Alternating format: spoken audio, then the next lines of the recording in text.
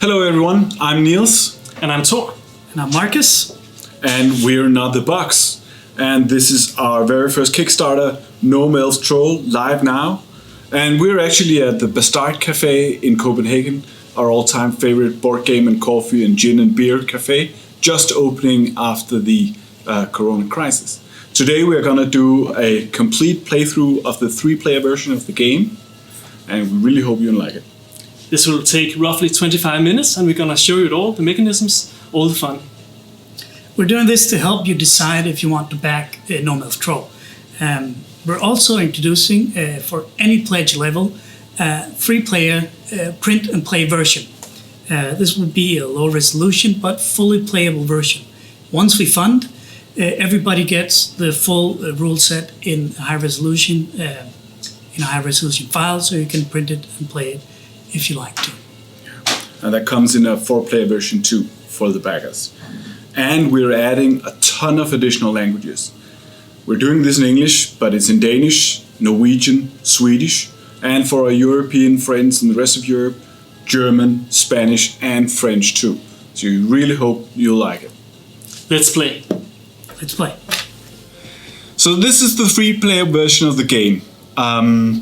We've taken out some of the tiles, so at this point there are 11 of each. 11 of the cursed pumpkins, enchanted apples, and magic beans. And because I'm the one in this company who looks the most like a troll and smells the most like a gnome, I'll be starting the game. And the starting hand is actually one of each kind. So that's fairly easy, and I get the turn start marker. And then the 2 others, they draw their starting cards. Normally these are secret for the other players, but we're gonna play them open now. I can, as the second player, choose to discard any of my tiles to see if I can get, for instance, 3 of a kind, and I'm gonna do just that. I'm gonna discard this one and try this one. Oh, no cigar. I'm quite happy with my hand. I've got 2 beans and 1 cursed pumpkin, so I'm gonna play with that. All right. So I don't know what they've got in their hands, right? Which means that I'll probably start off with the beans. That's an all-time favorite. I begin the round by planting my beans and scoring, harvesting it is, and that's just 1 bean, as you see in the center of the marker. And then I can't really buy anything at this point, so I'll just replenish my hand. I have a special plan in my turn now. I'm gonna place the apple here because, well, this turn it only gives me 1, but it sets me up very good for the next turn because I can then place 2 apples next to each other, and if you notice something nice here, now I can count the apples and now produce 1, 2, 3 apples, but that'll have to wait for the next turn. Like this, and I restock. Not unlike the other guys, I'll place my garden tile here and I place the bean. And I replenish. Yeah. And I'm not the starting player this time around. It comes to the next player. Thank you. You already know about my devious plan. Now I produce 3 apples, which is enough to produce the first creature. There are 3 kinds of creatures. There is the small little gnome, there is the elf, and there is the big troll here. The gnome costs 3 of a kind, which is possible for me now. The elf is a bit more expensive, it costs 4 of a kind, and the troll costs 1 of each. They do a bit of different things. The gnome, which I'm going to produce now, we'll get back to the troll and the elf later, I think, enhances or increases my production by 1 wherever I place it. So I can, for instance, place this. I have no beans, I look at my map, but Marcus over here is producing a bean, and I would like to have a bean, so I produce it over here, and my production go up. I could also have placed it on one of my own, and then I would have another apple. But that's what I'm going to do now. I'm going to remember to replenish. I'll do the same thing. I'll put on a bean so I can produce 3 of a kind. And this allows me to purchase a gnome. And this minion goes over because I want to have an apple. I'll place this on Thor's apple, and that increases my apple production, and I will replenish my hand. So I'm a bit unhappy with the fact that Marcus is going for the beans too, but it's my best bet to get that first important gnome out. And I'm just gonna piggyback entirely on Marcus's play because I've got 3 beans too, and I'm gonna sit over here, munching on those delicious apples. And I'll replenish. Turn marker. The wizard to Marcus. Right. So I have 3 beans and I have 1 apple. When I place a tile, I want to consider if I want an elf or a troll or what I want to produce. So when I'll be placing my tile, I think I'm going for troll. I want to put a troll in place. So I need a pumpkin. I'll place a pumpkin. That increases my production with 1 in pumpkin, and that means that I can either produce 1 gnome or a troll. So given that I've wanted to produce a troll, that's what I'll do.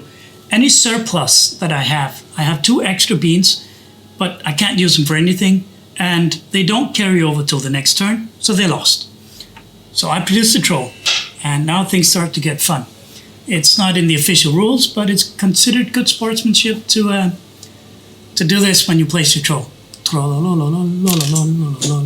See, I want to place it on this particular tile because it ruins Thor's synergy, and I remove the gnome. You see, the gnome was standing, and that was Nils's gnome, and the troll scares off the gnome, and then I return it to Nils's hand. So I've destroyed Thor's garden, and I've decreased Nils's production as well. So that was quite a well-played troll, if I have to say so myself. Absolutely. I just moved my apples down. I only produce 1 now. And I took down my apple to 0 at this point as well. And that's it for my turn, so I will replenish now. So Marcus' strategy looked like mine, except he went for the troll, so now I'm gonna do something different. I'm gonna try for the elf. Now the elf is 4 of a kind, and at this point, with 3 of the same tiles next to each other, 3 beans, I get 2 synergy beans. Those are the full beans you see in between. That's 1, 2, 3, 4, 5. I'm not gonna be able to use the full 5, but I still score it. And then I'm gonna put this in very defensively right there, so as to keep some of my synergy. And then that's it for me. What does the elf do? So the elf, that blocks the gnomes from coming. The gnome will take the elf, but it blocks the trolls from stopping my production in the garden there. Yeah. The turn is now mine, and I'm a bit sad because my hand there are no magic apples for me to place, so I have to go for some pumpkins, which is a bit sad because I was producing a lot of apples. But now I produce 1 of each, and I can't get the elf. I would have loved to get an elf to remove Marcus's troll. Not possible. I don't produce 4 of a kind. However, now I can produce a troll, and it's well, I think it's time for vengeance. I'll place it and destroy the synergy here. Oh, Marcus, like this. And that was it. I'll replenish my hand. Oh, an apple. Yeah, I'm first player this round. Yeah, pass on the wizard, please. And at this point, I don't have any more beans. There's only 11 of those, and I can see openly on the board game 5. That means 6 left here, and including on their hands. So I need to reconsider some of the strategy. At this point, apples might be the right thing. So I'm gonna move in my apples here. Maybe the stronger bet would have been hoping for more beans, but that's what I'm gonna do. And now I'm gonna go. You see, I still have a buy of 5. I'm gonna go place my gnome over here at a pumpkin, which brings me up to potentially next time a troll and an elf. So that's it for me. I'm just gonna place another pumpkin here to diverse my production a bit. Whoopty. Now producing 3. 1, 2, 3. And well, it's too tempting the troll. And I think that Wending is starting to do very well over there, so... Very nice. I'm coming down 2, you see, right? For the tile and the synergy. I'll just replenish. Right. Things are looking kind of bleak for me, but I have a bean here, so I can continue my my streak here. One thing that I haven't mentioned is that you must place your garden in one row. You cannot place a garden here or here in one continuous row. So, I'm placing my bean. This says 1, 2, 3. 3 beans. There's a troll here, so it cancels out that bean. This provides me with the opportunity to produce either a gnome or a troll. And yeah, I think, well, the troll is always nice, but I have one troll in play, and yeah, I think I'll play a gnome. And the gnome goes over here. There we go. Obviously betting for more beans, I see. Yes, yes, of course. That's it for my turn. I will replenish my hand. And this was my starting round, so now Tor. Thank you. I will even start to produce even more pumpkins. Now I produce 5 pumpkins, which is very nice because now I can both afford an elf, and a troll. And I can scare away the troll over here, which is always fun and nice. And I have a lot of trolls out there now, but I think that the most fun place to place this is over here. Obviously. Like this. That was the bean, right? Yeah. The bean you just placed. Yeah. And I will, now I produce 1, 2, 3 apples again, like this. And that was it. I will replenish my hand. Right, so I will either I'll place a bean or a pumpkin. The bean will probably draw some attention to my play and my hand, but I think I will risk this. So I'll place another bean, and that says 1, 2, 3, 4, 5. 5 beans in production. That means I can do a troll and a gnome this time. Not either or, but both. And I'd better start looking at Thor's hand over there, Thor's garden. So I'm placing the troll in Thor's garden. Right. And this one goes... Yeah, how do I do this? Well, I'm opting for beans, but I don't want to place it in my own garden because probably somebody will place a troll here. So, yeah. You do have the option of chasing away an elf, right? Yeah, I could do that. Yeah, let's do that. I'll chase away the elf. We haven't seen this yet. We'll chase away Phoenix elf, and it gives me another bean. That's perfect. Which leaves me completely in the dumps. At this point, I've only got pumpkins on my hand, and I wasn't betting on any sort of pumpkin strategy. So, unlikely to win with the apples, I'm gonna cut off the apples at this point. So now my synergy with apples is far gone. On the other hand, I do get that extra pumpkin, which leaves me with just 1 troll. Now, Tor is on my left and intuitively the next player, but he passes on the wizard to Marcus. So Marcus is the next player. So he's the one to kick back. Now, I'm gonna take out more of Marcus's synergy doing this rather than taking out Tor as well at this point. But I'm gonna leave that there.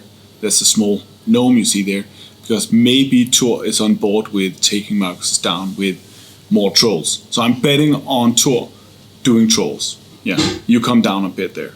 And that's it for me. 2, 3. And there's the apple, of course. The wizard now passes to me, and lo and behold, I have no beans on my hand. I've got apples and a cursed pumpkin, and well, I'll place a pumpkin. This produces then 3 pumpkins, so I can produce 2 gnomes or 1 troll. But no elves. I would have liked to make an elf.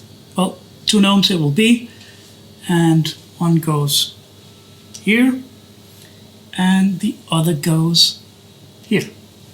That increases my production of pumpkins to 5. That's it for my turn. I will replenish my hand. So at this point, pumpkins seems to be my best bet. So I'm gonna try for some pumpkin synergy here, placing an additional tile, getting 3 in a row here, and well, yes, I do still have a gnome over there, making 4 in all, which is very nice because that'll help me chase away one of these pesky trolls. And it's gonna be this one, so that I potentially may get more synergy going over here. Thanks for that, and you're next. I like to play on 2 different kinds of ingredients, so I'll place one here. So I also produce 5 apples. And again, I can place an elf and a troll. The elf is pretty straightforward. Goes here. Turns this to Marcus. And the troll, the next player is actually Nils to play. So I'm going to have a look on what he's up to. And I think that I will destroy his synergy over here. Yeah. Shouldn't have let him keep that pesky gnome on the beam, I guess. I will replenish. Remember to count down your Yeah, production. definitely.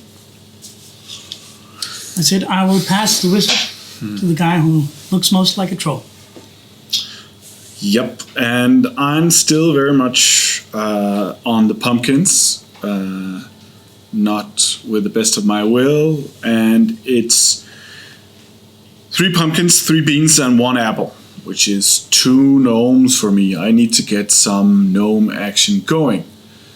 I'll place 1 over here, and then 1 over here, scoring me up to 4 of both pumpkins and beans, and then I'll replenish.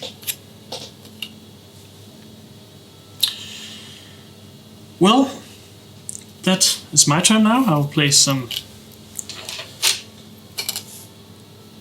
pumpkins here, and I'm getting really close now, as you can see. Actually, more than close, I suppose. I think that we are incredibly close to close this one up, and if I'm counting here, producing 2 here, and 1 here. But can I place them? Let's see. 1 here, 1 here, and 1 here. Yeah. Wow. Well done. That is okay. Towards the winner. Yeah. I should have gone for trolling, right? Rather than just producing more gnomes. But I made the wrong choice. Because an important thing about this game is always to look out for the person who is next to you. Yeah, next in round. Yeah. And I did that. What we haven't showcased, there was no opportunity to do so, is what we call the sacrificial gnome. Let's say that there's how does it go on the sacrificial gnome?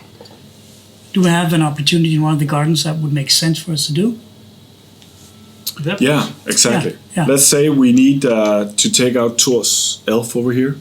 And I go, sending in my own gnome, taking him out. And then I recruit the troll, and then I eat my own gnome, destroying his synergy, right? There you go. The That's sacrificial gnome. expensive, yeah. Yeah. But that would have kept Thor from actually winning the game. So, Yeah. I couldn't afford it though. no. Well, that's it for a 3-player game of Gnome Elf Troll. I hope you guys have enjoyed it. So please consider pledging our game and make this game come true. Yeah. So that was the first full playthrough of Gnome Elf Troll, the 3-player version. You can play 4 as well. We really hope that you'll support the campaign. It's taking off quite well, but every bagger counts. And we'll be putting out some excellent stuff. And hopefully we'll reach the end of a fully funded campaign in a few weeks. Thanks for looking.